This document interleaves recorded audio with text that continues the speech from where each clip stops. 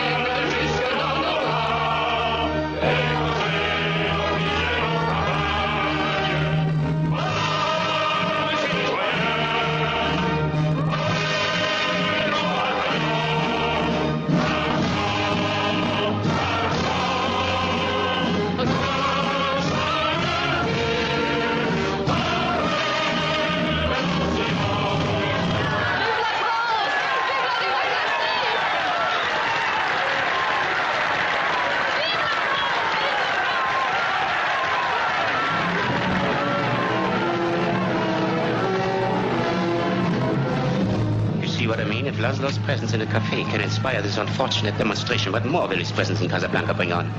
I advise that this place be shut up at once. But everybody's having such a good time. Yes, much too good a time. The place is to be closed. But I've no excuse to close it. Find one.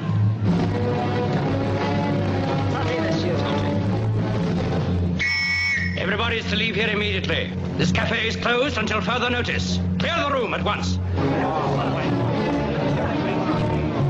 How can you close me up? On what ground? I'm shocked to find that gambling is going on in here. You're winning, sir. Oh, thank you very much. Everybody out at once. Mademoiselle, after this disturbance, it is not safe for Laszlo to stay in Casablanca. Welcome back. David Penn here. The Professor Penn podcast number 128, episode 128, Takeover. We started out with a scene from the great movie Casablanca. I noticed that I got a smile at a Tanner from that one. He got the joke, didn't he? Yeah, no, I've seen that scene. That's the one movie I attempted watching, but then failed to finish it because, you rent it online and it does like the 48 hours. You have access. Ran out of time. I saw that scene and that cracks me up every time that it's great. There's gambling happening behind there. You're winning, sir. Oh, thank you. Thank you. That's corruption, right? It's great. Right out in the open. So I played it as a lead-in in reference to Takeover. If you look at the thumbnail on tonight's episode, it's the picture of a communist soldier, I think in China, executing someone, shooting him in the back. And we're in a worldwide coup. We talked about it with Cardinal Vigano 2 episodes ago. And in the last couple of weeks, Mexico has elected its second communist president in succession. But there's a difference this time. Under AMLO, who was the previous president, he's still in the chair until October 1st. That Congress, the legislative body, and the Supreme Court of Mexico still had a check and balance on the communist president. But in this last election in Mexico, the communists took control of the entire legislative branch of government. So there is no impediment now to a full communist expression in the country of Mexico, right on our southern border. And as we talked about in the last podcast, in France this past weekend, the communists have gained control of the French politic.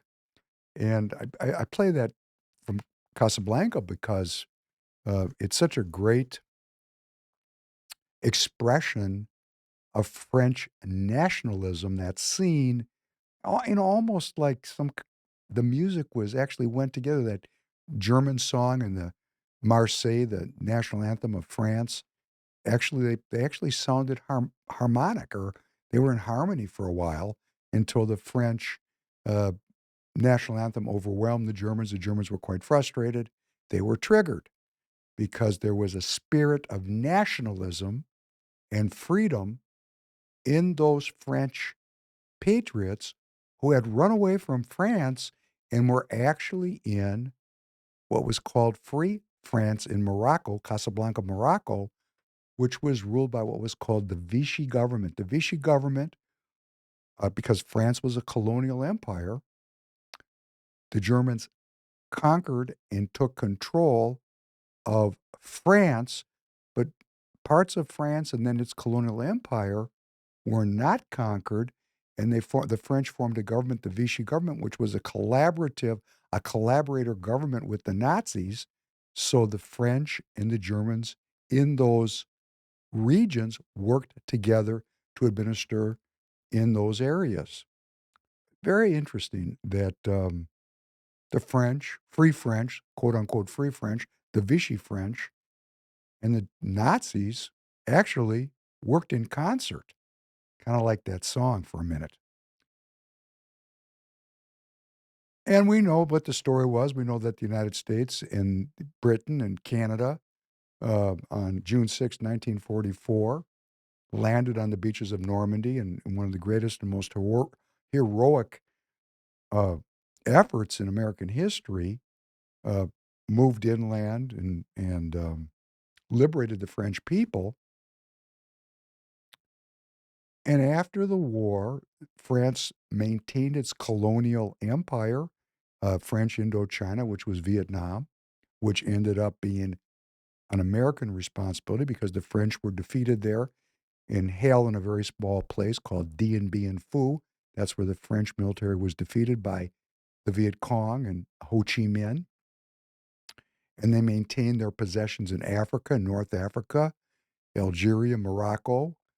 And there was just brutal fighting in the post-World War II period, because although the British had signed the Atlantic Charter and had guaranteed to President Roosevelt and to the United States administration that they were going to allow after the war each individual colony to self-determine, which led to a period of relative freedom, the French were not signatories to the Atlantic Charter, and they wanted to hang on to their stuff. And boy, I'll tell you, the French were brutal colonialists. Take a look at Haiti. To this day, Haiti's just a disaster. But one of the things the French did when they got past the colonial period, because there was tremendous war in Algeria, it was just awful. One of the things that they did is the left gained power in France, and the ascendancy was this past week when the left took complete control, because this has been going on since before World War II, since Marx. One of the things that the French left did is it allowed for unrestricted immigration into the country, and because the French colonies had a lot of Muslim territory, there was a huge influx of Muslim people into the country, and they did not assimilate. They are in alliance with the left, and we saw that ascendancy where the right wing, the Rally Nationale, which was supposed to win, was defeated by the center, the status quo people, kind of like our traditional Republicans here, allied themselves with the left because of social liberalism and economic benefit. And that we saw that the implications of that alliance, because the Muslims, of course, were viciously opposed to the nationalists that wanted to depose them. So they threw in with the leftists. The center, right, and left threw in with the leftists, and voila, we got a communist country there. So from 1940, that Casablanca, I think, is set historically in about 1940. It's before the United States entered World War II. So from 1940, that's 84 years it took for the left to gain complete control of the French government. Okay, pretty serious, actually. It's a takeover. And I'm going to get this. I just didn't get around to it. I've been told that the Jewish people of France are pouring out of the country because they feel physically unsafe, as well as French people are leaving the country because it is a takeover. So if you look at that thumbnail, that's what happened when the communist Chinese Maoist movement took over in China. Hey, they didn't do any truth commissions or, hey, we're all palsies. They killed the opposition. So for the people in the Minnesota GOP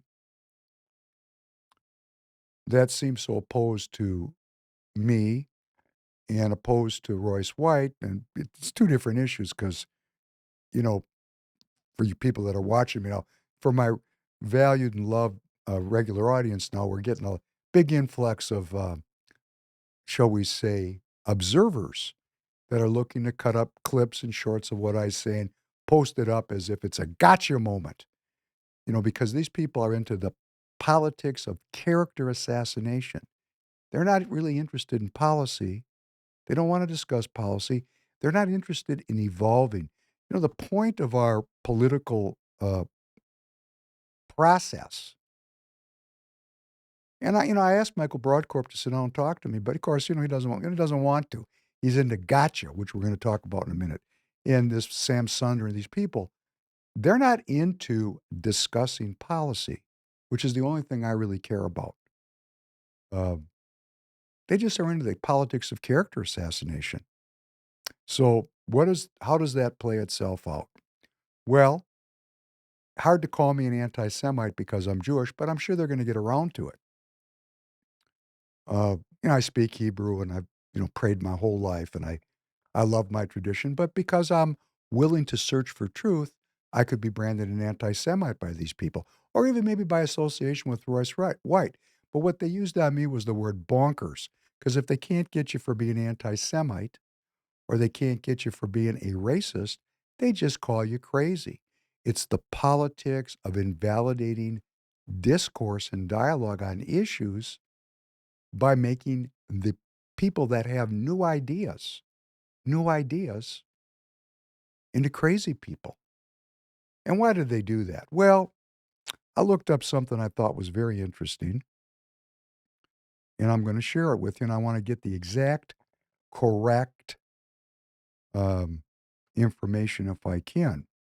Of course, I might not be able to find it, but I'm going to give it my best shot. I'm looking for, if I can find it quickly. Maybe I can't. Oh, got it. Looked it up just for this moment. The reason why the center of the United States of America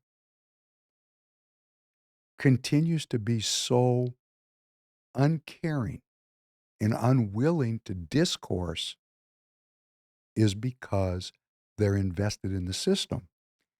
And their investment in the system, as of the end of 2022, which was the best data I could get, was $37.8 trillion in 401ks and IRAs. $37.8 trillion. And I was talking to Mrs. Professor Penn last night, and she told me her returns, because, well, I am not invested in it, she is, and it's her money.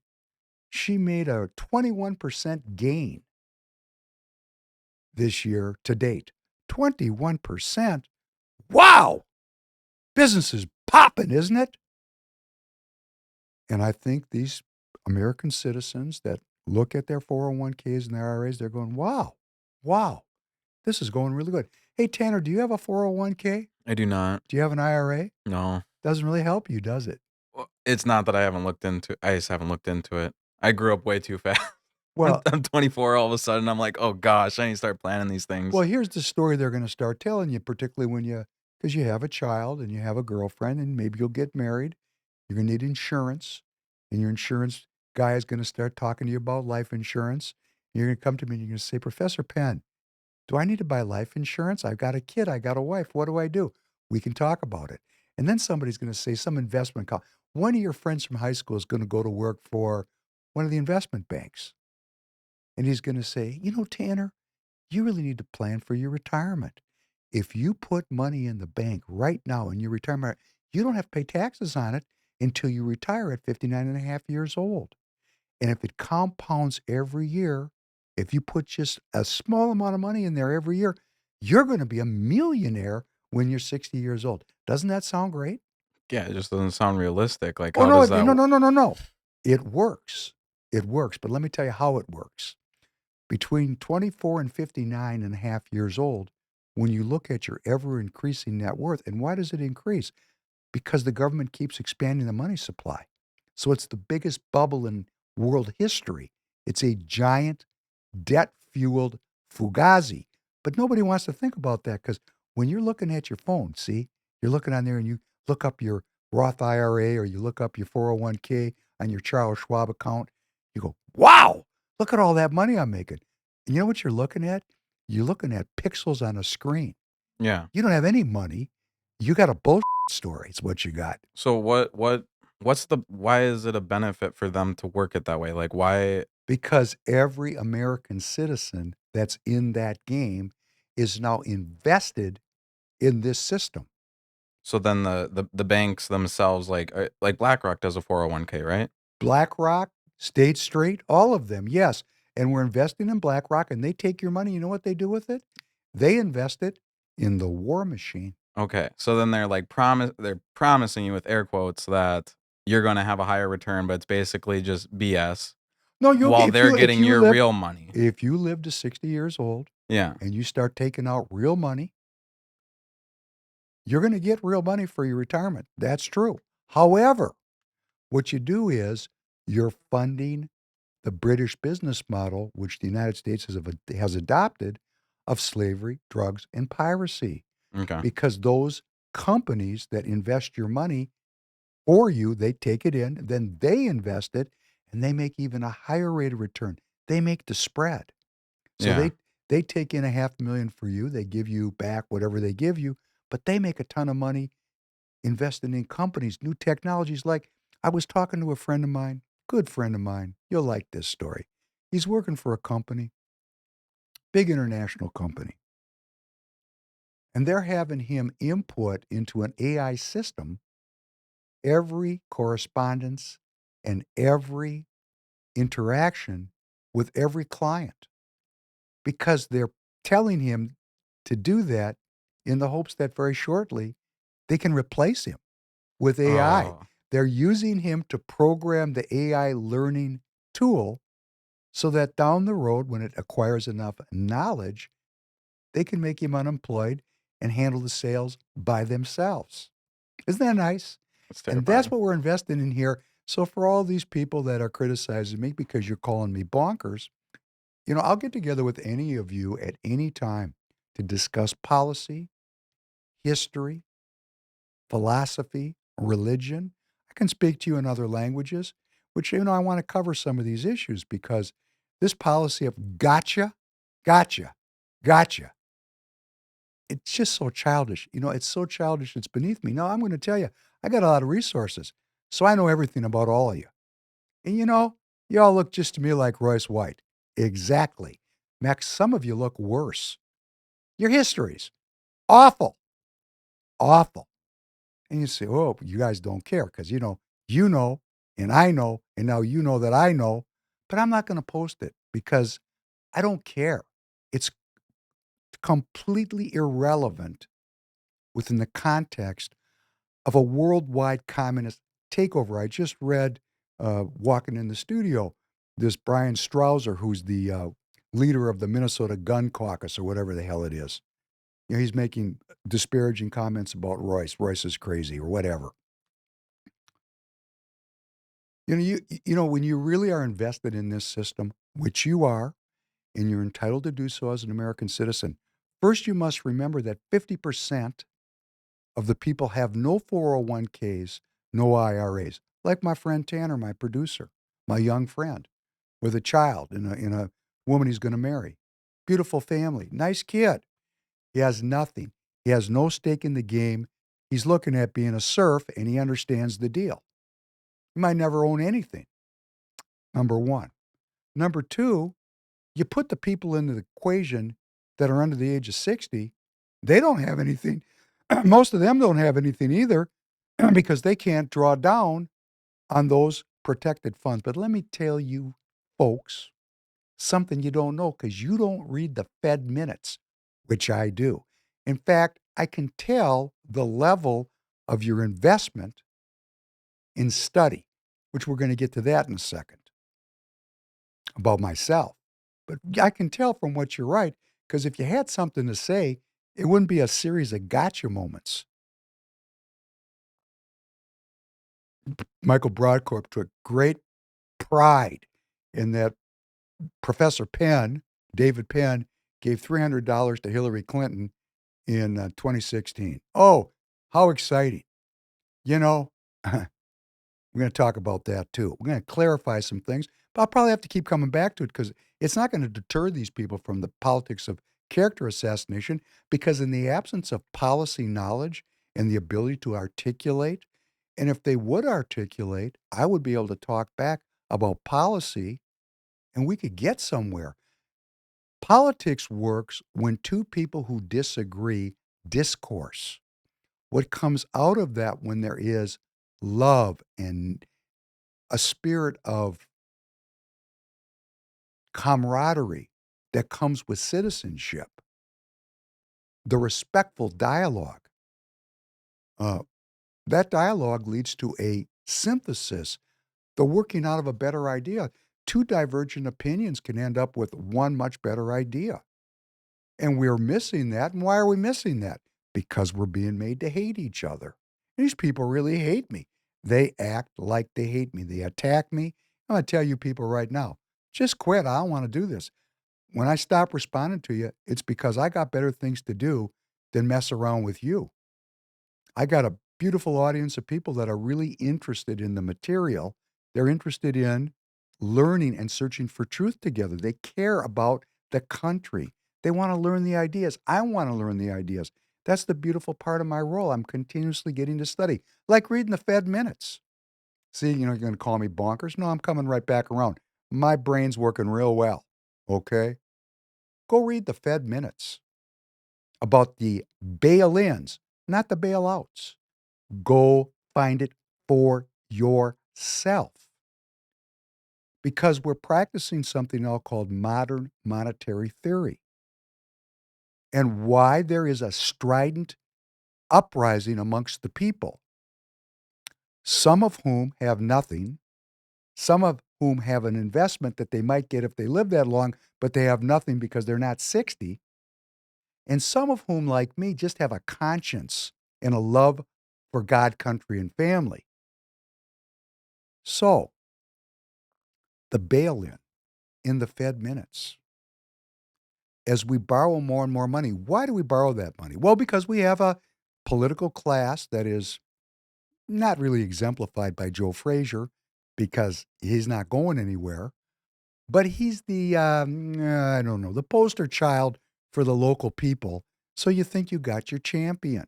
And what does he propose? Because it's not like I have to make it up. I mean, I was in two different forums where he said the same thing twice, went right in this ear. And I held on to it. And here's what his platform was. We got to strengthen that border. We got to have a border.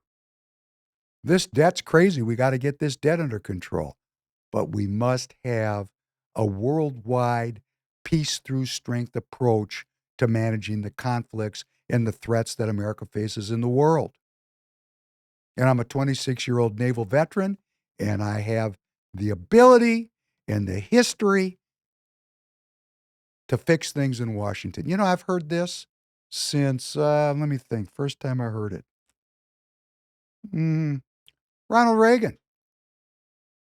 Peace through strength. In fact, Broadcorp posted up a thing with me ripping on the Reagan Republicans as if I, had said something horrible. And if you go listen to that entire podcast, I said, I'm a Reagan Republican.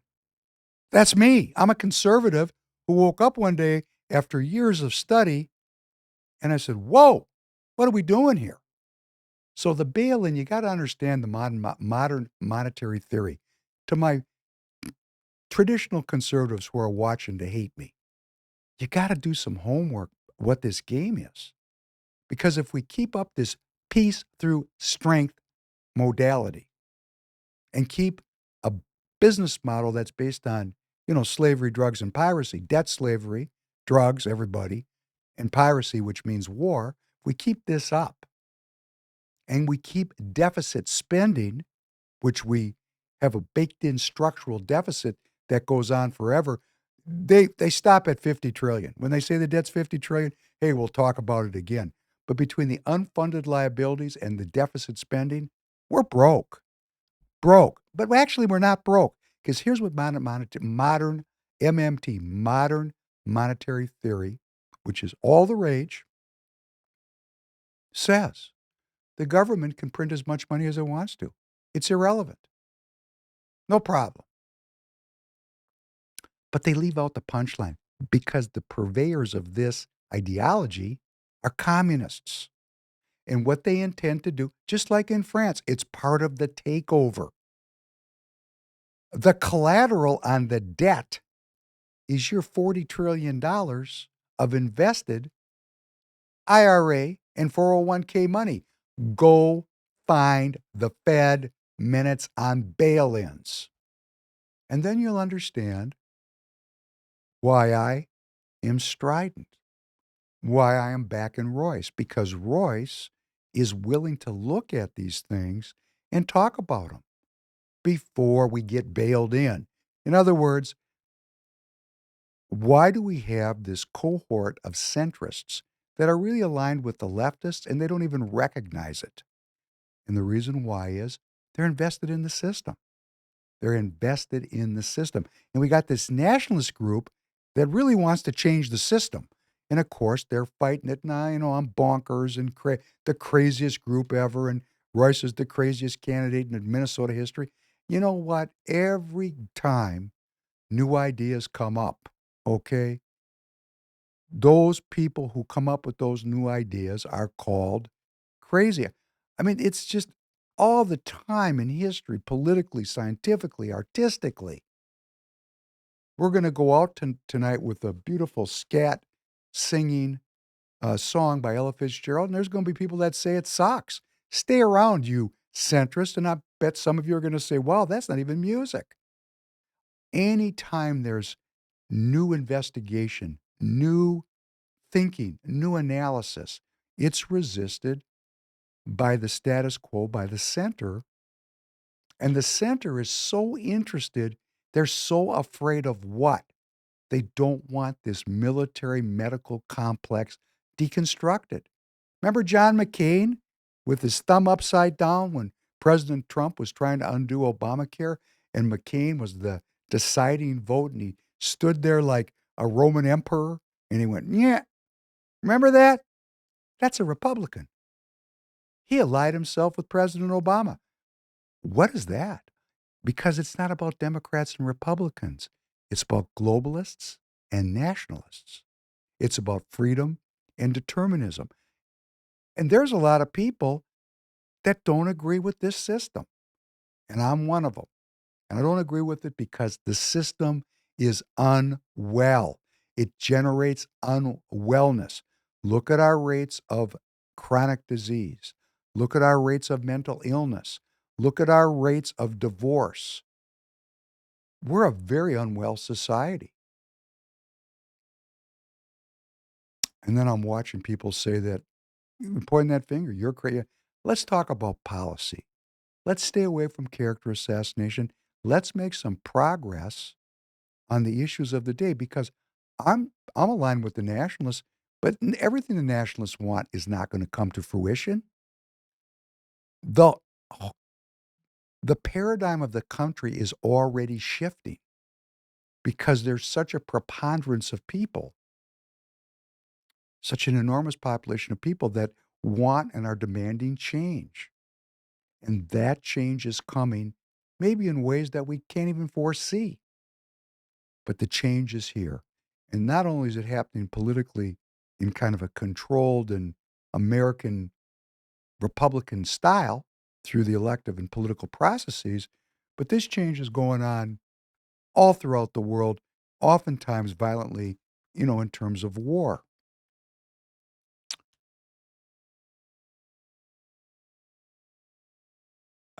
For Sam Sunder, yes, you can keep telling everybody I'm not a professor. I hope you feel good about it. Michael Broadcorp, you can put it up, please. And here's what I want you to put up with it. Please edit this in. I come from the academic tradition. I could have taught at a university.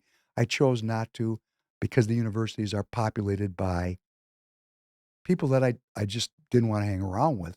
I don't have to use the politics of character assassination. It just wasn't me.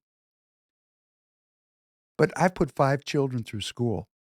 Just talk about my own kids. They're not well educated. They're ideologically indoctrinated. And when I look out and I know how this country works, I know that the PhDs are running everything. Politicians are salespeople. The people that come up with the policies are educated, elite people that have graduated from our elite institutions. So I just look at it and I go, okay, I'm not a professor. What did the professors do? All right. We have a forever war, forever. We have a country's economy that is based on war, just based on war. If you took that war machine down, you'd take the country down. We're dependent on war for our business model. Our people are sick, very sick. Drugs are everywhere. And people are debt slaves and unhappy. And that's the outcome. That's where we're at. That's what the majority of the people see. There's great unrest. Where the far right nationalists and the far left nationalists agree is things are not good in the hood. But the center, you guys with the 401ks, living in the McMansions out in the suburbs, hey, life's still pretty good. But the PhDs have generated a world that is on the verge of nuclear war. So I asked myself, Preya Simsunder, I'm sure you have a PhD, don't you, Preya? Did you go to college? I don't know. Somebody educated you. I mean, you can write a sentence on X.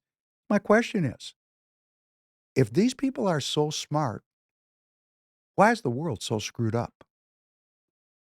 Or worse, is this the outcome that they're seeking?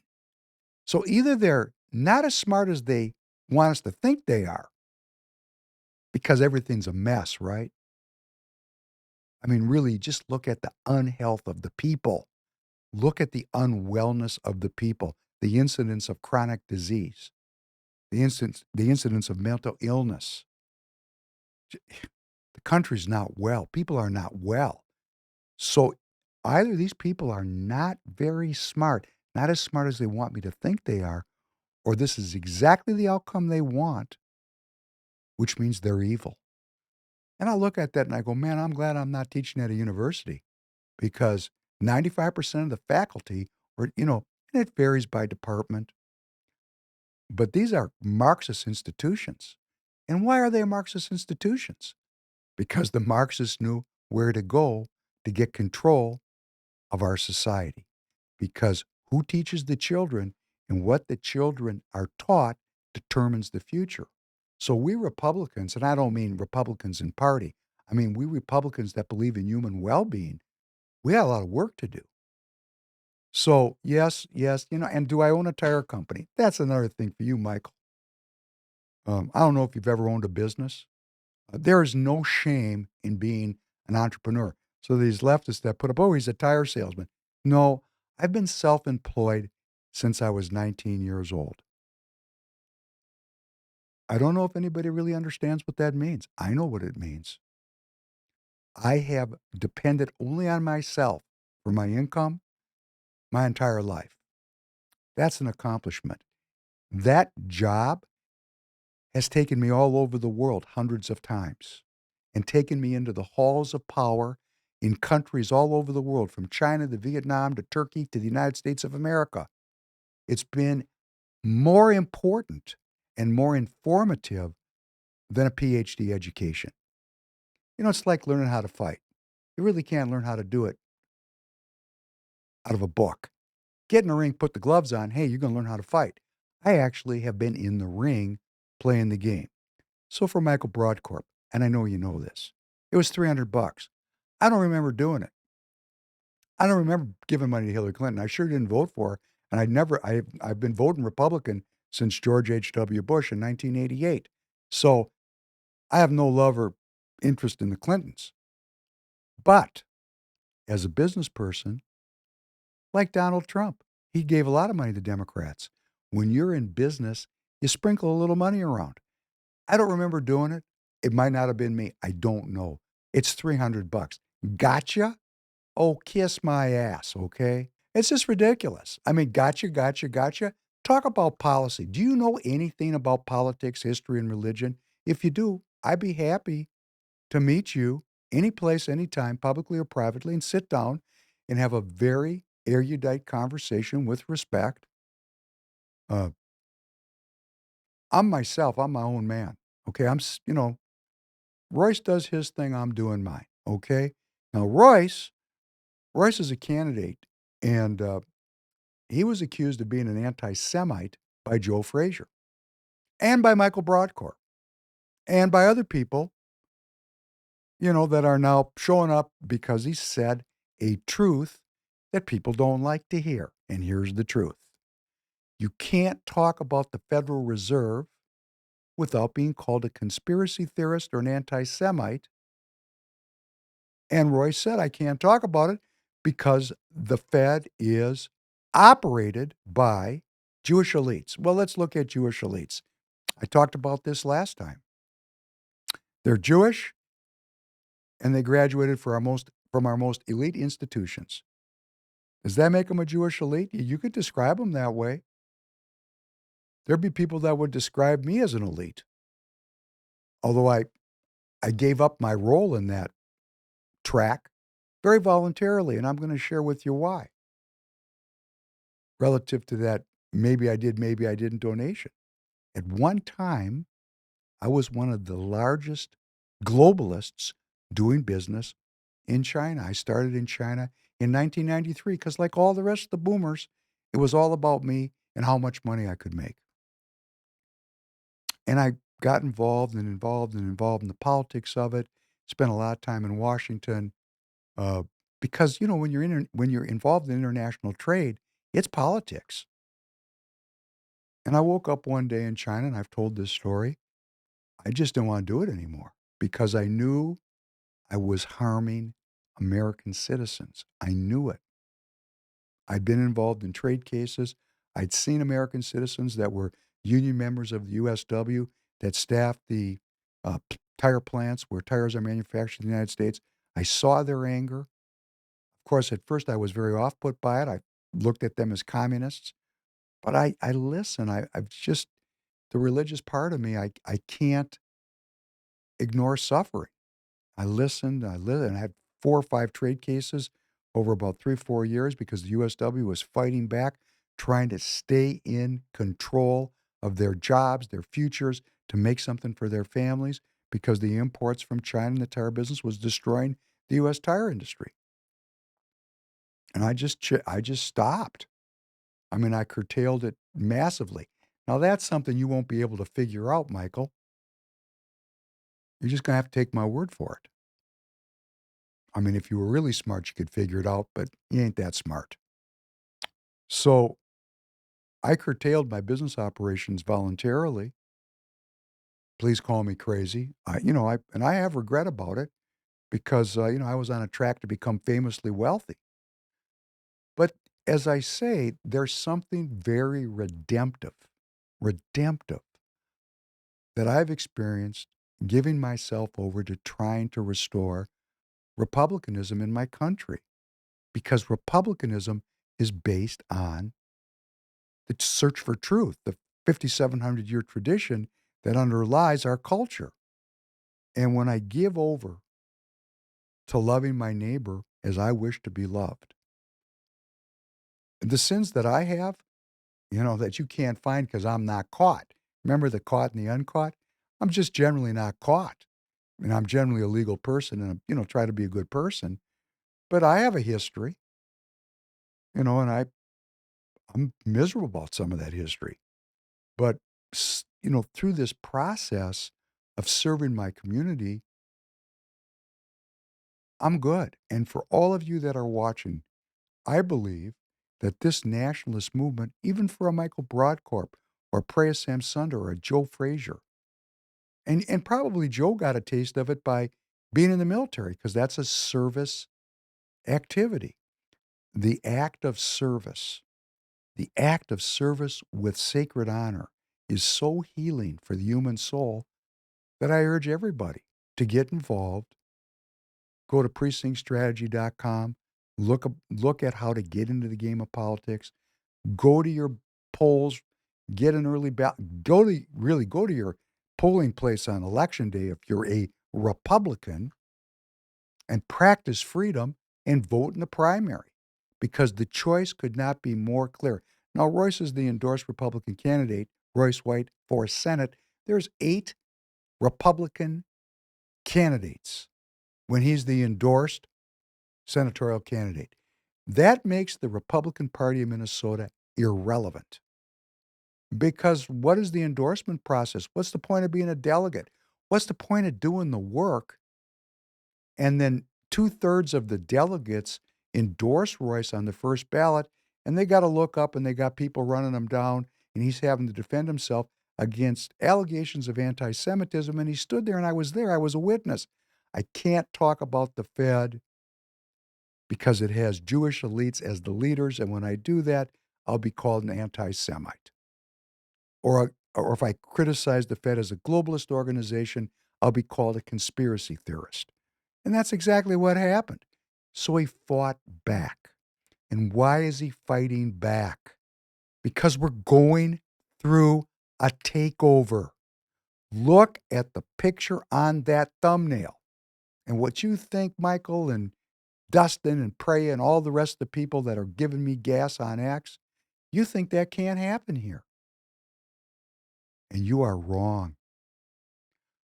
As the Republican Party of Minnesota, we're not brave enough to walk the streets of Minneapolis on July 4th in the middle of the day, where we have transitioned from taking on the largest empire in the world, the British Empire, and willing to risk everything, our lives, our honor, our sacred fortune, our sacred honor, our fortunes, to risk everything. Those founding fathers risked everything, and many of them died, to bring forth the Republican philosophy, not the Republican Party, the Republican philosophy, which is self-governance and self-determination, that the individual citizen is sovereign. And we won't even walk on the streets? Well, that's pretty lukewarm. And that's me being nice. We're in a takeover. Countries are falling all over the world. So Royce has stood up, and he is strident, and he is fighting. And you don't like it, and I understand why you don't like it, because, my age and my background, I get it. I know why it's destabilizing. But I got to listen. I got to hear what's being said. I got to study what's going on. I got to look up that the American people have $40 trillion in government-controlled accounts. All it takes the Fed to do is press a button, and it's bail-in. And guess what? They can go up to 80, 90 trillion dollars of debt because they got you by the short hairs. Bet you didn't think about that, did you? You think that's your money. When you grab that dollar bill, does it say your name on that bill or does it say the United States of America? That's not yours. You're just renting. And they'll take it away from you anytime that they want. And then we get these people, and I have friends like this, not many, but a few, and they're worth some pretty big money. And you know what they are? They're the tallest of the midgets. Because the people who are going to decide this and prosper through this takeover are the truly wealthy. The people that own the gold mines and they own the copper mines, the people that own the railroads, the people that own the farms and the food distribution, the truly wealthy, the ones that control our codependency on governance, because we're really not sovereign anymore. Those people, for whatever reason, by hard work, by fate, by supernatural power, principalities and powers, I don't know, they're in control of my life. Unless I do like I do, go in my backyard and plant seeds and grow my own food, which I'm doing. Something to think about. The best way to avoid a fight is don't be there when it starts. So if all the American citizens just planted their own food, planted some carrots, some food, figured out how to get a little bit more food independence, for example. Or if everybody took a walk every day for 6 miles and paid attention to their well-being a little bit more to compress their morbidity. Because we get people getting chronic diseases now in their teens. I know a teenager, he's 15 years old. He got adult onset diabetes. He's 100 pounds overweight. I mean, it's not juvenile diabetes. It's adult onset diabetes in his late teen years because he's very, very overweight. It's tragic. Why is he that way? Well, he has mental illness. Why does he have mental illness? Mom and dad hate each other. Why do mom and dad hate each other? We can keep going back and back and back. But you know what, American citizens? All of this can be redressed. All of it can be improved. Nay, I say all of it can be healed. And the predicate to that is to let's end the politics of character assassination and start the politics of policy discussion. Blessed are you, God, King of all worlds. Thank you for creating the light in the dark. Blessed are you, God, King of all worlds. Thank you for creating me in your image. Blessed are you, God, King of all worlds. Thank you for making me an American. Blessed are you, God, King of all worlds. Thank you for making me free. Blessed are you, God, King of all worlds. Thank you for healing the blind. Blessed are you, God, King of all worlds. Thank you for feeding the people. Blessed are you, God, King of all worlds. Thank you for releasing the bound. Blessed are you, God and King of all worlds. Thank you for raising up the downtrodden. Blessed are you, God and King of all worlds. Thank you for creating the heavens and earth. Blessed are you, God and King of all worlds. Thank you for providing for all my needs. Blessed are you, God and King of all worlds. Thank you for directing my path. Blessed are you, God and King of all worlds. Thank you for our American courage. Blessed are you, God and King of all worlds. Thank you for crowning America with glory. Blessed are you, God and King of all worlds. Thank you for restoring strength to the weary. Blessed are you, God and King of all worlds. Thank you for sending your only Son to die on the cross that I might be saved. Forgive me, my Father, for I have sinned. Pardon me, my King, for I have willfully transgressed. For you pardon and forgive. Blessed are you, God and King of all worlds, who is gracious and ever willing to forgive. Thank you for listening.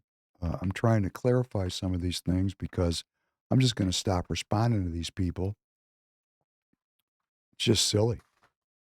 There's policy to discuss. There are American citizens to motivate.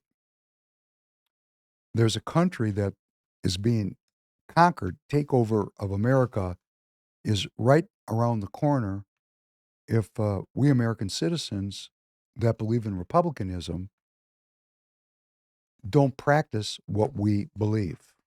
And I think that the uh, the place where we went wrong as the conservative movement, of course, is we became social liberals instead of political liberals. And the cost of that has been a very watered down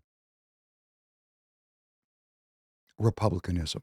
It's kind of republicanism that's about low taxes, low regulation, and the British business model of slavery, drugs, and piracy. That's not republicanism. That's the New World Order.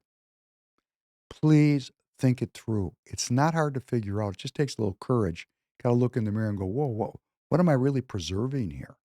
So let's get beyond the character assassination and really start to talk to each other before, because, it really doesn't matter if you're backing up the machine. If you got an R after your name, like you served in the Minnesota Senate as an aide, or you were on a BPOU, or you were a press secretary for a candidate, or you were a Republican Party candidate, go look at that thumbnail. Because when they get control, really get control as they did in communist China, they're not going to re-educate you. Too much work. I get a lot of comfort out of Psalm 33 because I'm, of course, now running way behind. I'm just going to find the spot that I really, really gives me a lot of comfort. For he spoke and it came to be. He commanded and it stood firm. The Lord foils the plans of nations. He thwarts the purposes of the peoples. But the plans of the Lord stand firm forever. The purposes of his heart through all generations. So many plans arise in human hearts, but that's not the plan that's going to prevail. And of course, over in the West Bank, in Israel, this has nothing to do with Judaism. This has to do with Zionism. The Israeli government okayed 5,300 new homes in the West Bank. These new homes are in settlements in the occupied area. And this is the latest in a campaign to accelerate settlement expansion aimed at cementing Israeli control over the territory and preventing the establishment of a future Palestinian state. Well, I guess we're not heading towards peace, are we? Interesting that we're in the middle of this big problem, this big war, and the land grab continues. Meanwhile, the F-16s are being delivered right now to the Ukrainians. So we're about to see a tremendous escalation in that war. In over 60 foreign policy experts, now these are PhDs in our universities, hey, not all of them are dumb. These people are actually got brains and hearts, issued a letter to we the people and to anybody that'll read it, a letter urging NATO against advancing the Ukraine membership. And it reads as follows. At last year's NATO summit, the United States focused on improving Ukraine's self-defense capabilities rather than addressing the country's potential membership in NATO. At NATO's upcoming summit in July, some are pushing for NATO to bring Ukraine significantly closer towards membership, such as by defining an accession process for Kyiv or inviting the country to join that process. Any such step would be unwise. NATO's Article 5 is widely considered to bind members of the alliance, in practice the United States above all, to go to war to repel an attack against any member. If Ukraine were to join NATO after the current war, the United States and its allies would be understood to be making a commitment to fight Russian forces over Ukraine should Russia invade again. Reflecting a broad political consensus, President Biden has ruled out the direct use of military force since the start of Russia's deplorable full-scale invasion 2 years ago, as the administration recognizes the security and prosperity of the United States are not implicated in the current war to the degree that would warrant direct U.S. military intervention. Indeed, both President Biden and former President Trump have warned that the conflict could escalate into World War III. For the same reason that the United States should not go to war against Russia over Ukraine today, it should not make a commitment to go to war against Russia over Ukraine in the future. Isn't that lovely? Some claim that the act of bringing Ukraine into NATO would deter Russia from ever invading Ukraine again. That is wishful thinking. Since Russia began invading Ukraine in 2014, NATO allies have demonstrated through their actions that they do not believe the stakes of the conflict, while significant, justify the price of war. In other words, they're talking, not doing. If Ukraine were to join NATO, Russia would have reason to doubt the credibility of NATO's security guarantee and would gain an opportunity to test and potentially rupture the alliance. The result could be a direct NATO-Russia war or the unraveling of NATO itself. These dudes are smart, these people. Dangling NATO membership for Ukraine does a disservice to Ukrainians who are bravely fighting for their independence.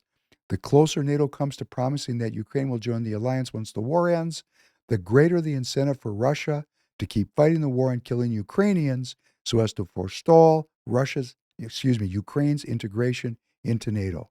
Ukraine faces difficult choices of enormous consequence for its future. And it goes on. Signed by, I only know one name on here, they're just professors, which goes to show you that even leftist professors, when faced with Armageddon, and they probably don't think of it as Armageddon, they think of it as nuclear holocaust, they're standing up. Maybe they're afraid for their own lives, which is fine, because we all could be. And when you're afraid for your own life, strange things happen. Iran had an election since I saw you, and they elected the reformist and more moderate Masoud Pezeshkian. He's a doctor. He's in his 70s.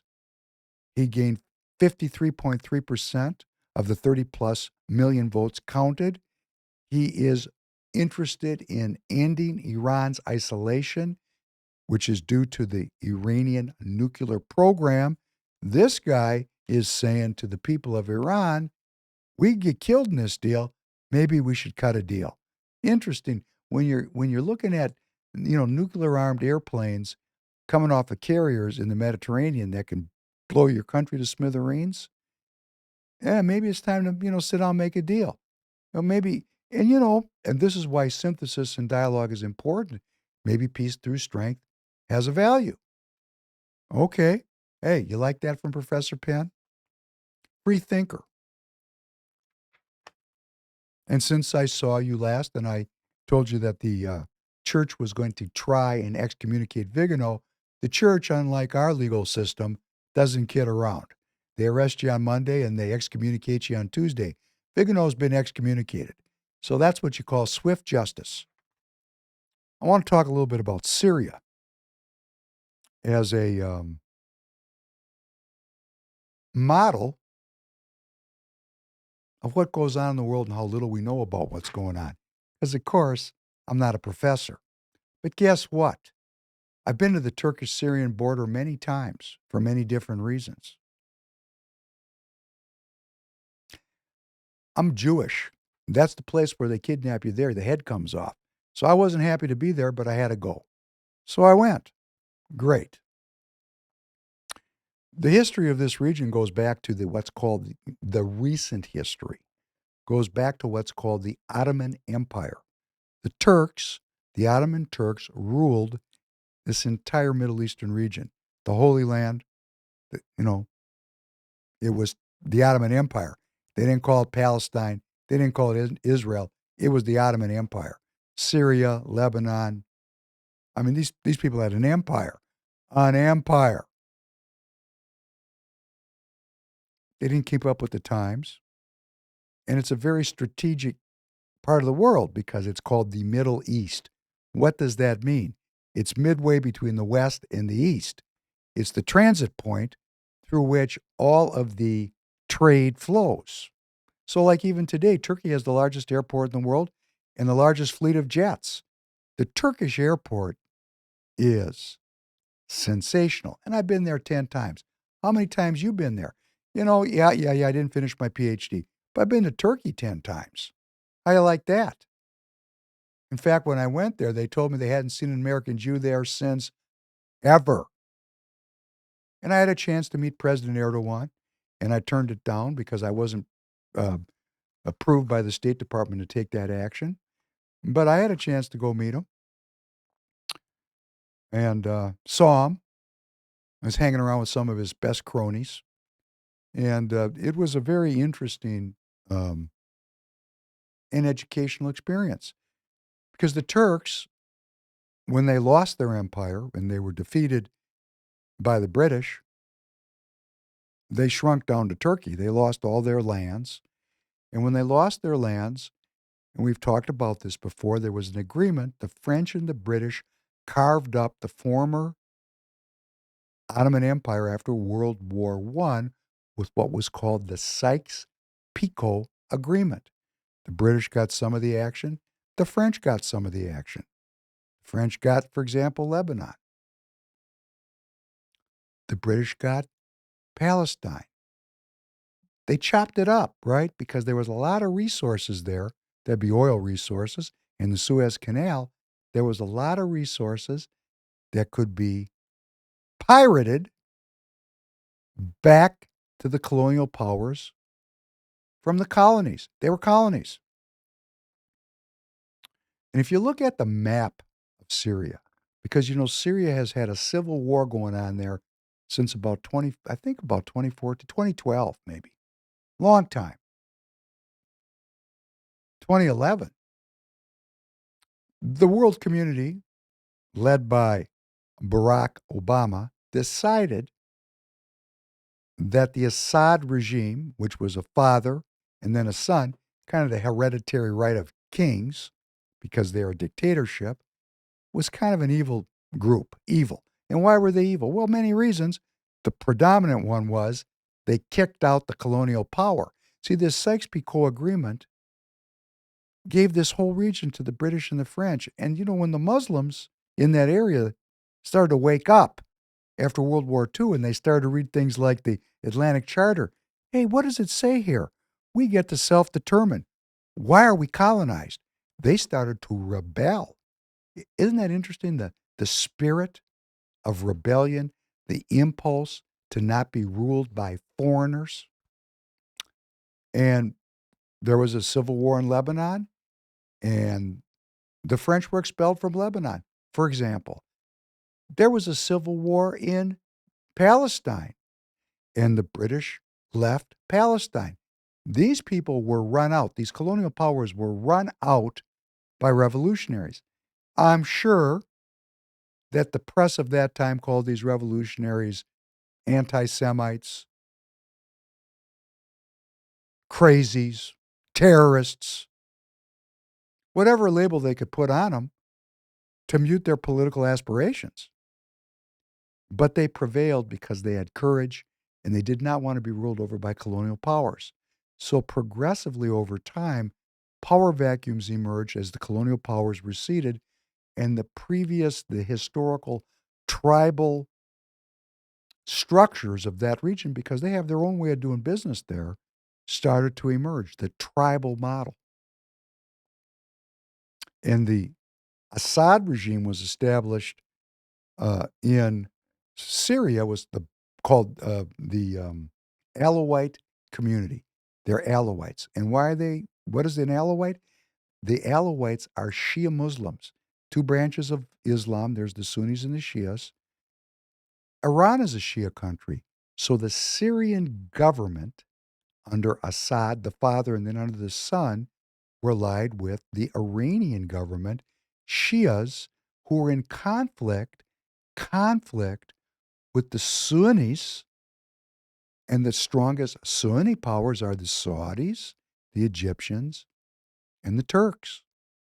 And the Sunni powers, because they were divided by the colonial powers to fight with their Shia brothers, the way the map was drawn, the way the CIA funded different coups and revolutions, and how the whole thing was set up by the West, they sought to rule over these people in absentia by making them kill each other. For example, Iraq, under Saddam Hussein, funded by the CIA,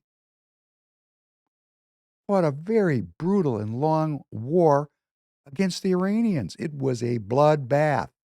And the United States armed both sides. Isn't that British of us? But after a certain amount of time passed. And these people are smart. And they said, why do we hate each other? Because if you want to know where we're at hating each other with this politics of assassination and this politics of character assassination and all this division and hatred, self-hatred, go look at what happened in the Arab world. These people were taught to hate each other.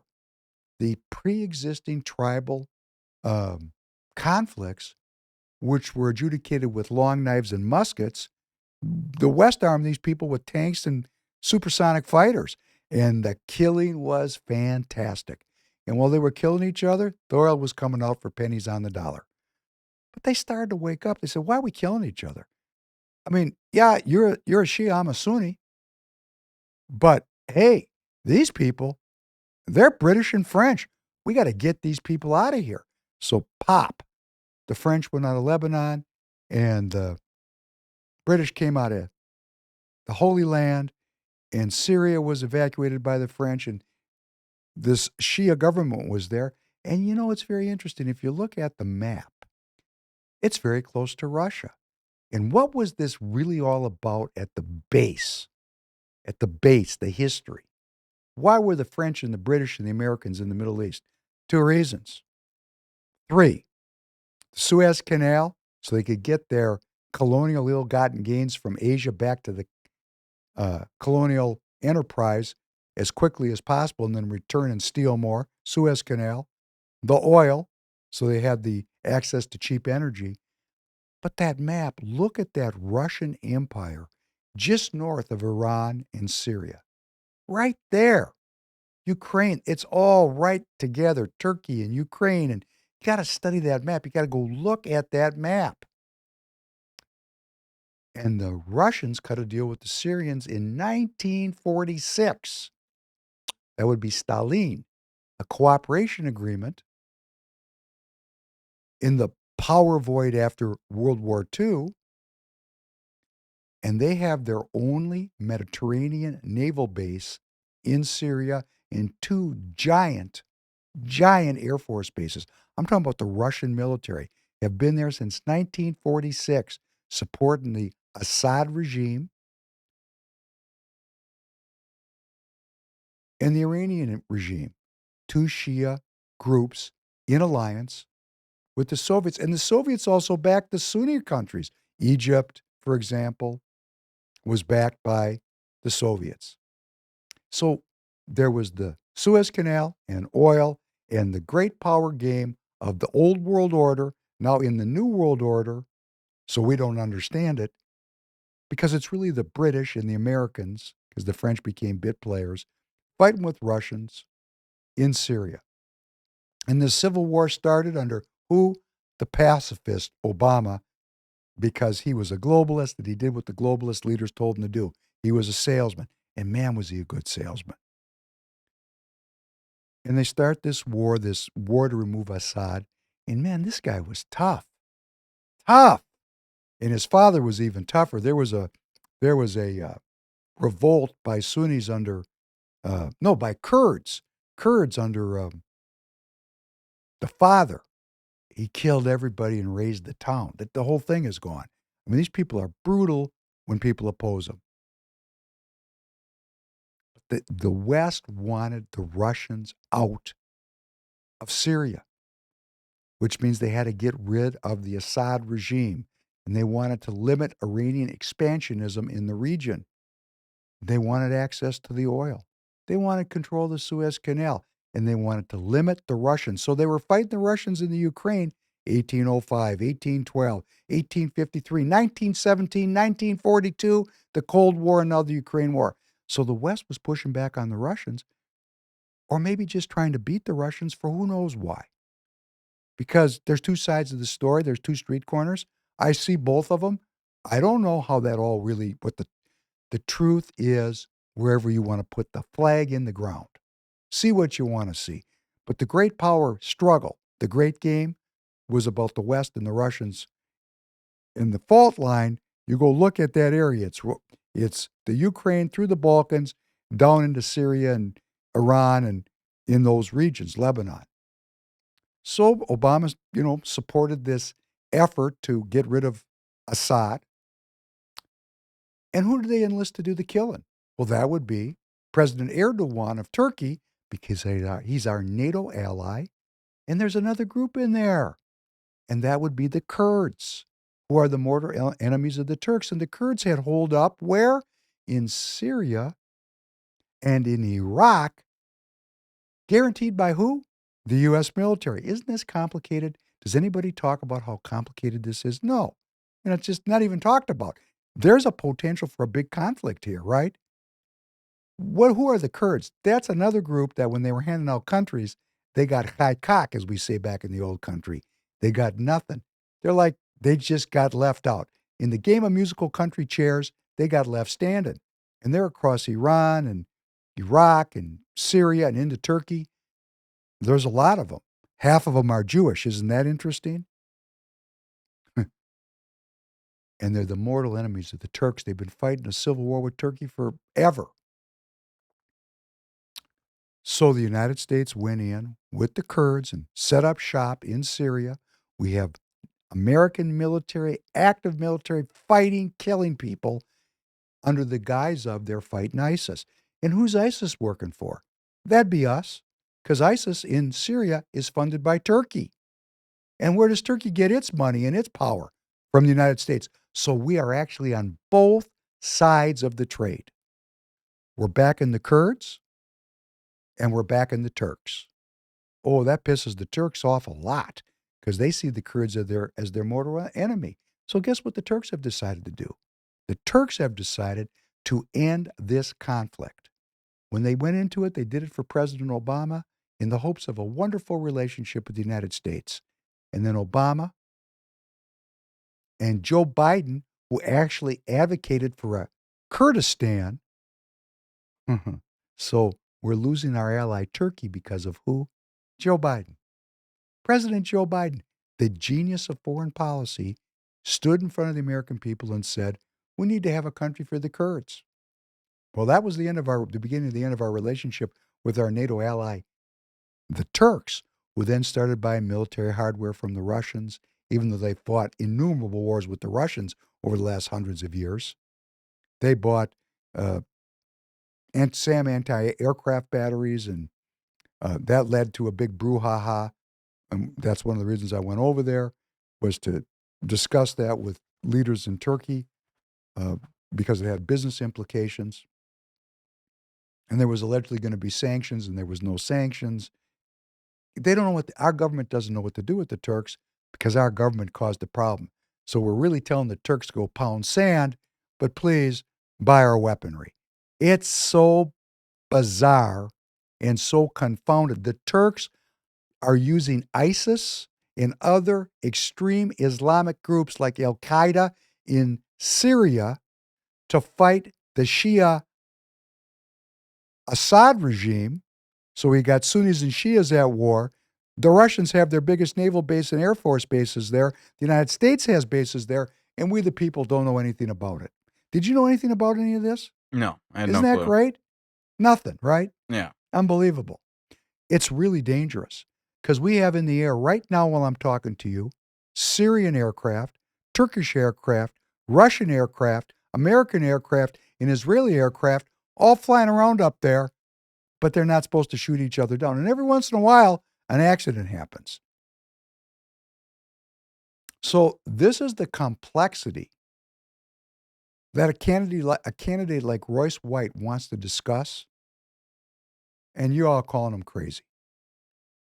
And you're going to call me crazy because I'm telling you that our government is on both sides of the trade. NATO, second largest army, is the Turkish army and military. Its hardware is all U.S., except for some stuff they're starting to buy from the Russians. They are backing Al-Qaeda and ISIS in Syria to fight with the Assad regime. So, what does that mean? We're actually backing the Turks. We are allegedly in Syria to fight ISIS and Al-Qaeda, and we're funding ISIS and Al-Qaeda.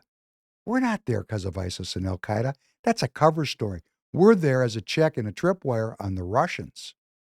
On the Russians. On the Russians. Why don't you just call me crazy? Or why don't you do some homework and go take a look at this stuff? Go back, start with the Ottoman Empire, work your way forward. Happy to get together with you. Work your way forward, work into the Sykes-Picot Agreement, and look at what's happening now. These people that live in this region have had enough of this manipulation from the West. Their consciousness, their republicanism, which in their case is Islamism, has reached the point where they're only interested in one thing: expelling the infidel from their lands. So right now, today, Erdogan, our ally, has decided to make peace with Assad, our enemy, with the intent of expelling the United States from Syria. Spent a lot of time talking about that. Probably a lot of you tuned out. But if we don't know what's going on, how are we ever going to deal with it? How are we ever going to deal with the takeover? At the same time, we are witnessing rapid technological advances with many opportunities and with artificial intelligence rapidly transforming our production and our lives. And breakthroughs from the fourth industrial revolution provide new opportunities for global prosperity and growth. All those factors will have a profound impact on the future of humanity, provided we are able to work together. To drive future economic growth, we must embrace innovation and foster collaboration across sectors, regions, nations, and cultures to create a more peaceful, inclusive, sustainable, and resilient future. At this critical juncture, the active participation of all stakeholders is essential to ensure a sustainable development path. I'm delighted that close to 2,000 leaders from multiple sectors representing some 80 countries and regions have come to Dalian for this year's meeting. Isn't that great? We're going to force everybody to do what we want them to make a more peaceful world. Take over. Take over. The fourth industrial revolution. Please look it up. If you're watching me to get clips and to try to embarrass me, okay, please. I'm not embarrassed. You're watching the material. Go look up the fourth industrial revolution. Look at what these people have in mind for we the people. What kind of world leader stands up on a stage and says, we must force to make a more peaceful world? Take a look at that thumbnail. That's the force. Could you please play the next one?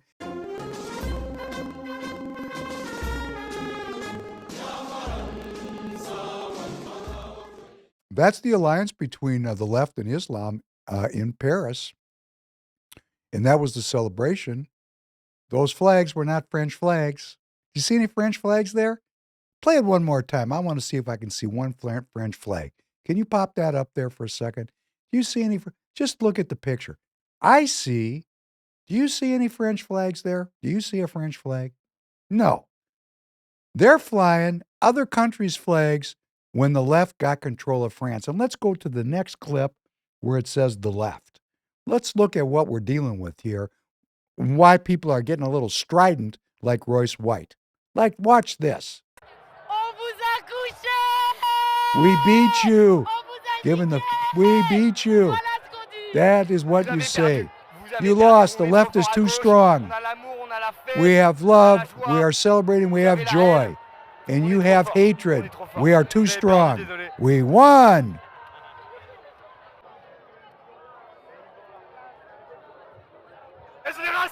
You are racists. Go and get. You lost. Ha ha. You lost.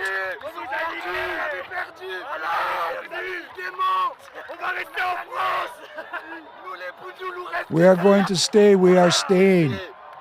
An Islamist. Look at his shirt. There's the Palestinian flag up there. Isn't that great? Isn't that great? I bet you'd like to walk those streets with me, Republicans. It's a little late when it reaches that point. When you walk the streets, when that takes place, it is dangerous. It is dangerous. That's called a takeover, a takedown of Western culture.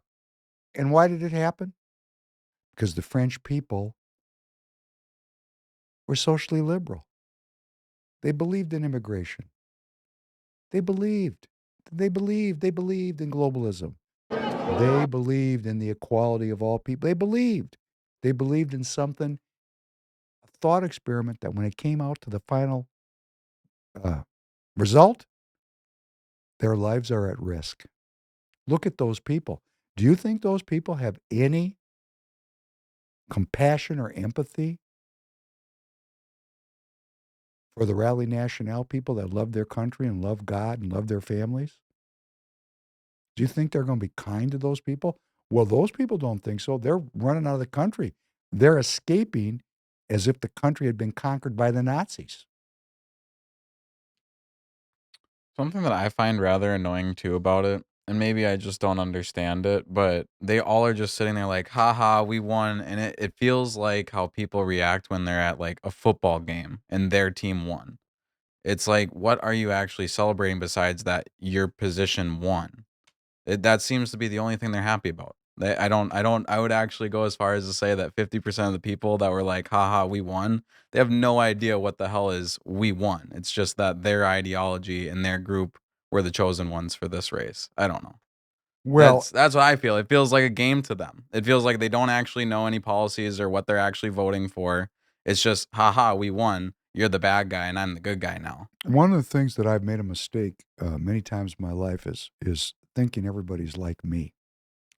So when I talk to a person and they can speak, some of these people I have to deal with, I've made the mistake previously in my life because someone could speak English that they were intelligent. Being able to speak English is not necessarily a sign of intelligence. I project because I am intelligent, I think. I don't say I'm the smartest guy in the room, but I have some skills.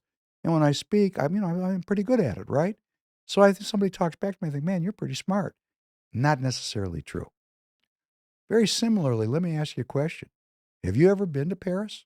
No, I've never been out of the country. I don't even have my passport. Well, great, because I've been there, okay? And it's different there. Their education is different. What people are focused on is different. The knowledge that the people have of politics and history is different. It's an old culture. The Islamists that are there come from old cultures. It's a completely different orientation to history and politics. So they know exactly, in my opinion, and having been there and spoken with the cab drivers. I mean, you get in a cab and you talk. You get in a cab in India, like in New Delhi, get picked up at the airport, and the cab driver sees you're American. The cab driver, he'll give you a PhD dissertation on U.S.-Indian relations. We're the people over here that have had so much peace and prosperity, we haven't had to pay attention. The French were just conquered by the Nazis in 1942 or 1940. So, when you have those kind of disruptions, those kind of incredible stresses and traumas in living memory, people pay a little bit closer attention. We haven't had a trauma in this country since the Civil War. I mean, I'm talking about a society-wide, every person, You could say World War II, there was 447,000 combat deaths in World War. You could say the Vietnam War was 100,000 people. And I was that age, and I didn't know one person that died in the Vietnam War. I was a little bit younger, but I didn't know anybody who died. I knew a lot of people who came back and told me stories. In other words, I was of age during the Vietnam War. Life went on here like there was no war. Those people in France were conquered by the Nazis. Those immigrants that are new to the country, and I've been to France, and I'll tell you a story. I'll tell all you a story how this goes down. My wife wanted to go to the flea market. And I looked at her and I said, why are we going to the flea market? We're staying at the Ritz-Carlton. This is in my former globalist days. I was bawling, okay? I mean, I could tell you stories. I mean, when I chose not to be a globalist, I came down many rungs, and I'm okay with it. In fact, I like my life better now in many ways. The only part I don't like is struggling financially, like you're struggling financially. I don't like that. But the quality of my life, the integrity that I am going through, it's much higher. And we were in Paris, staying at a very expensive hotel. Flew first class on Delta to get there. Wonderful. Had my two little daughters. They were I'll put up the picture next time. I got pictures of this trip. It was beautiful. It was magical. My wife looked at me and she goes, I want to go to the flea market. I said, no, I don't think so. But, because got to keep peace in the camp. Okay, you want to go to the flea market? We're on vacation. Let's go. So we get in the car. Now, my middle name is Lawrence with a U, Laurenc, instead of a W. So I'm not a Larry, I'm a Laurence, because my mother wanted me to be part of the New World Order. And she had me studying French from the time I was, French. So I mean, get in the car with the cab driver, and we're talking in a little bit of French, the best I could. And I said, take us to the flea market. And he looked at me like I was crazy. I looked at my wife. Did you see the way that guy looked at me? Can we rethink this? We're going. I want to see it. I want to go shopping. I like to shop. Okay, we're on vacation. You're the boss. Let's not have any fighting on vacation. So just wait till you're married and you go on vacation and you don't want to do something and your wife says, we're going home. Oh, that wrecked the trip. Can't have that happen. So we went to the flea market. About 3 blocks from the flea market, the cab driver smashed his foot down on the brake and said, Vite, get out. Okay. I looked at my wife again. Do you notice he's dropping us off 3 blocks from the flea market? Is any of this sinking in? Gotta go. So we go to the flea market. The flea market was one of the most terrifying places I've been because it was all tents in the middle of Paris. It was a tent city. And every tent was populated by recent Islamicist immigrants that were selling, in the old way we'd call them tchotchkes. Scarves, and like the scene in Casablanca, if you go watch, it's selling rugs and carpets. And we're walking through this flea. My daughters, my one daughter was maybe 3 and the other one was 5. They're little, right? And I'm walking through and I'm looking at these guys, looking at my daughters, like their inventory. And I looked at my wife and I said, these people do not mean us well. And they didn't. And of course, as you can see, I don't look like I come from Sweden. And these people were very aware of who I was. And I was very aware of who they were. And my radar went on full blast because it was extraordinarily dangerous. Dangerous. And I looked at my wife and I said, I'm really happy to see you shop. Have a great time. These 2 little girls and me, we're walking out of here right now if we can get out. It was very dangerous. Not like walking in the Minneapolis streets to the Fed, which was completely pacific. This was truly risking your life as an American Jewish man in this flea market with 2 little kids, looked like inventory. They were really, the vibe I was getting is if they could knock me in the head and take my kids, they were going to do it.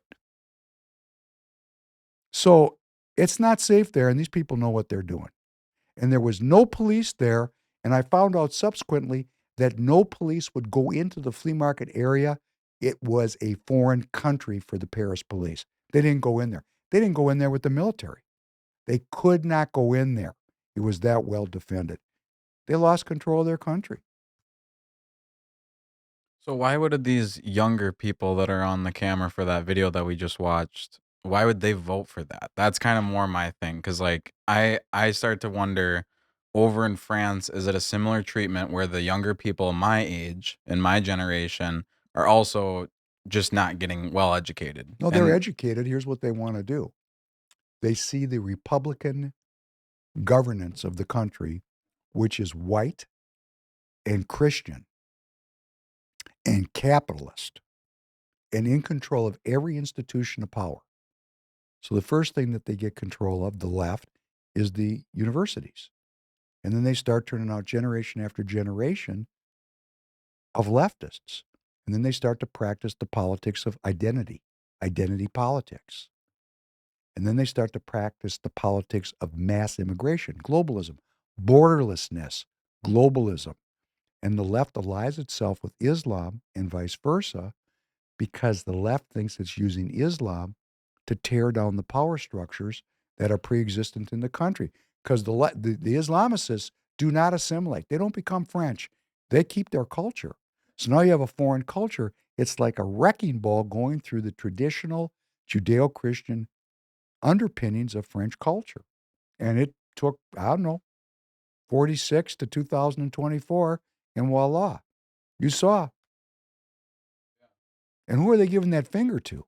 Guys like me in the Rally Nationale in France, who they're Catholic, they're white, they are, and there's a lot of anti-Semites in there because they see that Jewish people were part of this, power structure of the elite educators. Sorry, I'm sure you're going to clip that out, Michael Broadcourt, but I'm just saying that's what they see.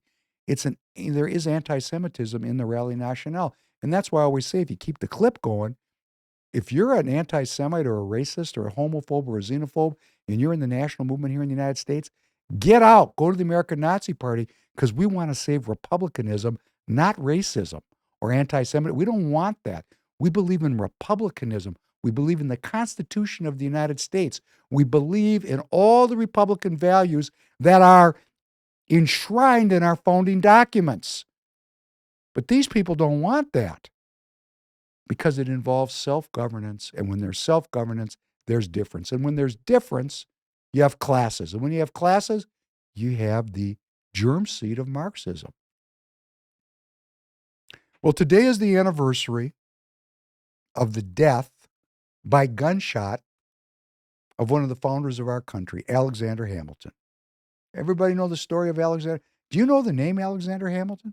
I recognize the name from history class, but I don't remember his story fully. Well, let me tell you just a couple parts of it because we're running over as usual. Thank you for dealing with it. Hamilton was an interesting figure. Hamilton, for those of you who like to impugn on the character assassination level, he was born out of wedlock in Nevis, an island in the Caribbean. He was orphaned as a child. He was a scoundrel. He was the first American politician to get ensnared in a sex scandal. He had an affair with a much younger woman, and it was a big problem for him. He was extremely ambitious. He saw the Revolutionary War as a way to aggrandize his own personal career. He was also brilliant and a brilliant thinker, and he was the leader of what was called the Federalists. We had the Democrat Republicans led by Jefferson, the Jeffersonians, these were radical people, these Jeffersonians, radical Republicans. They believed in self-governance, the agrarian lifestyle based on Christian values, or at least the search for truth. And then we had the Federalists led by Hamilton that believed in the centralization of power, and the Republicans viewed Hamilton as a man who was trying to restore the aristocracy here in the country, and he did. He advocated for a lifetime president and a lifetime senator. In other words, if you get elected to the Senate, till you die. You get elected to the presidency till you die. That would be like a monarch. The Republicans did not like Hamilton, but Hamilton organized the country around this central federal idea. The Federalists, our current form of governance, traces itself back to Hamilton. And he did a lot of great things for the country. He started the first central bank. Great. Centralization of banking. Huge controversy. And I'm running out of time, so I'm trying to go quick. But my point is, this man was a scoundrel. I mean, he was such a scoundrel that he died in a duel. You want to talk about the politics of character assassination? He was in such a hatred with a guy named Burr, who was a political rival, that they had a duel, and Burr shot him and killed him. You didn't know that, did you? No, I kind of forgot about that. It was part. a duel. Dude stood on business. That's crazy. Oh, that's exactly correct. Shot him in the stomach, and it took him a day to die. It's not like today where you get shot in the stomach, they put you in the hospital, and they juice you with morphine. This guy died kicking and screaming. I mean, shot in the stomach. That hurts. So I just bring this up at the end because we brought out of time, and we're going to come back to it. We've had this issue with the Fed, the central bank, since the founding of the country. Hamilton believed that property rights and contracts and the honoring of property rights and contracts was the bedrock of morality in the country. It was all about the money. And he really formed the country, or took the country in the direction of the centralization of power that we're dealing with today. But why I'm sharing it really is the guy was rough around the edges. But he's one of our founding fathers. He stood in the breach. He fought the British. He was willing to die for republicanism as he saw it. He was willing to die literally to fight his political opponents. And you're going to say, wow, is that a terroristic threat? No, I'm not making any terroristic threats. We still have a constitutional political process that was brought to us by these founding fathers. They fought and died to give it to us. Why would we give it up so casually by not voting? Go to the primary and vote August 13th. Vote for peace. Let's recognize that our founding fathers, many of them were slave owners. Come on. What does it take to be a slave owner? You got to think that thing through. What does it take to be a slave owner? These people were brigands. They were privateers. They were buccaneers. They were radical people that had radical ideas, and they were willing to fight and die for their freedom. So from that place, where we accepted the rough around the edges people because of the ideas, go read the Federalist Papers. Look at the depth of this man's ideas. The powers that be in the public were willing to overlook the affairs and born out of wedlock. And, he had a deep relationship with the Jewish community, which was widely reviled at the time. He was not Jewish, but he was he had some tight Jewish benefactors. So all this was going on with Hamilton, and yet we see him as one of the greatest, if not the greatest, of our founders. And today is the anniversary of his death, when he was willing to stand 50 paces from a rival, draw his pistol, and shoot, and he lost, and he died, and left behind a very mixed legacy of being rough around the edges, and a great history and tradition of writing and accomplishment at the founding of our country. I in no way advocate for violence.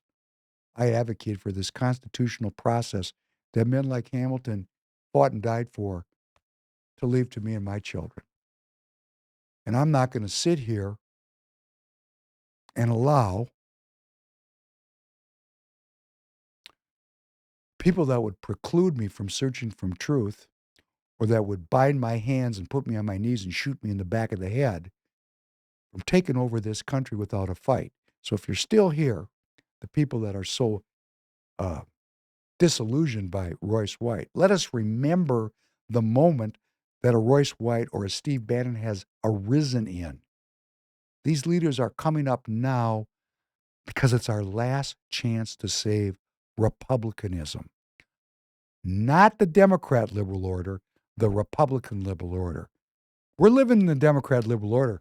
In backgammon, if you've ever played the game, this would be called a back game. So we're going to do what we need to do. I'll talk with any of you, publicly or privately. I appreciate the audience for listening, for staying late with me. Got a lot of work to do. I wish you well-being. I wish you a great weekend. We're going to go out. I did this just to piss off some of these people that maybe don't understand art the way I do, and that's their right as a citizen. We're going to go out listening to the great, the incomparable Ella Fitzgerald, another name that I bet you don't know. Do you know Ella Fitzgerald, Tanner? I do not. Well, she's the greatest of all. What do they call him? A goat, the greatest of all time? Yeah. She's a goat. She's going to scat sing here and improvise jazz voice that is just, and she was old. When she did this when she was younger, it was even better. And I played this piece because she's got humor and she's got style and grace, and she's quite old. This is not long before she passed. And the creativity that came forth in her can only fully flourish in a Republican culture. On that note, I wish you well. I look forward to seeing you soon again. Thank you very much. Have a good night, everybody. Thank you so much. I have listened to so much beautiful jazz, and we thought that maybe some of the things we did were a little different, but they were a little jazzy in a way. So we'd like to just do a little impromptu thing, and thought maybe this would fit in with the theme. Okay? You know. Or would you rather do the blues? Do the blues? Huh? Oh, you don't know the blues? Okay. All right.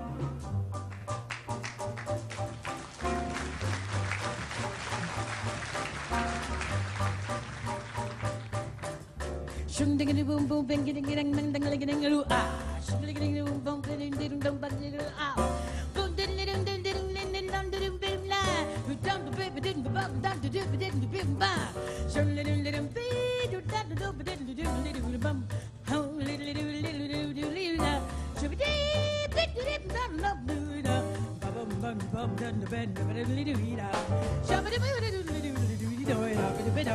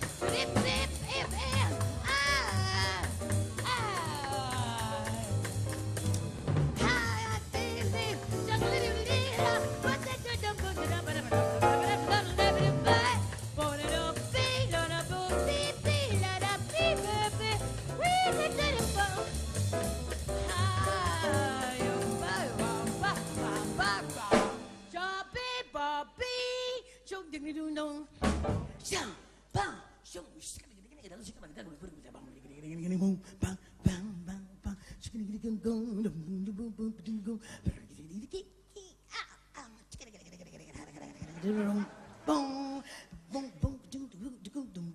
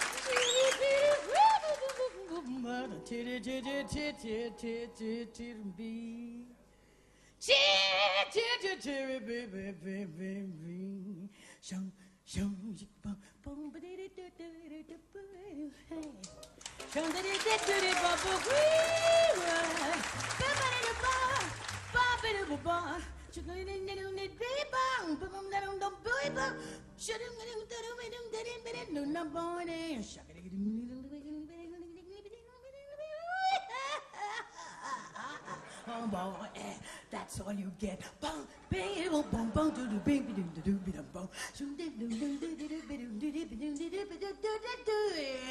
Anything goes, yeah. Hey, do the bum, baby, hey, the baby, wee, oh, am I still in tune? All right, Joe, baby, chicken, bum, do baby, do do baby.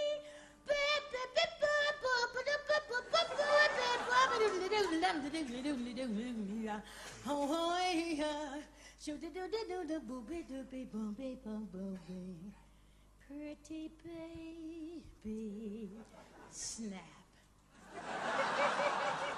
Click, click, click, click, click, click, all night long. Click, click, click, click, click, click,